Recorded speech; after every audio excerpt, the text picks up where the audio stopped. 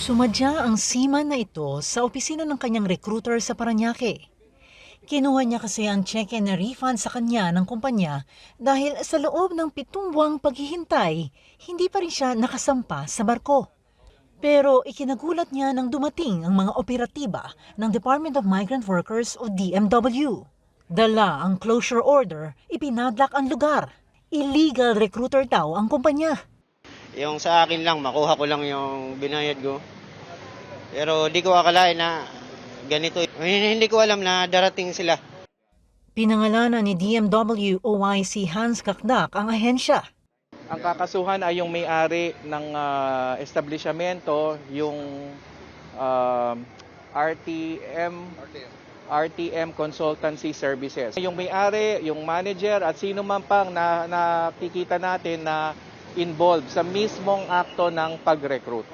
Ayon kay Kakdak, consultancy firm ang registration papers ng RTM. Pero nag-recruit ito ng walang lisensya mula sa DMW. At meron pang isang napakalaking kasalanan na naganang placement fee.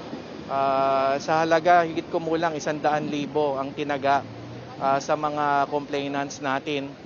Nag-aalala ngayon ng seaman na ito kung makukuha pa niya ang kanyang refund. Check in ma'am, yung 50,000 bukas pa. Yung 65,000 is sa 20 pa. Di ko alam ma'am kung may laman yun kasi sa nangyari. Hindi lang siya ang biktima.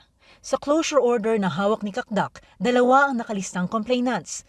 Isang chief cook na dapat sasampa sa barkong patungong Dubai na may sweldong $900 o 50,000 kada buwan. At isang engine cadet. Lahat silang 3 tinaga ng RTM ng 105,000 pesos na placement fee. Pag seaman, wala daw dapat na ganyang bayarin ayon kay Kakdak. Hindi pa tiyak kung nakapagpadala ang RTM ng ibang seaman sa abroad. Ito'y kasama pa sa investigasyon na isasagawa natin. But definitely, yung 3 complainants natin ay hindi nakaalis yun.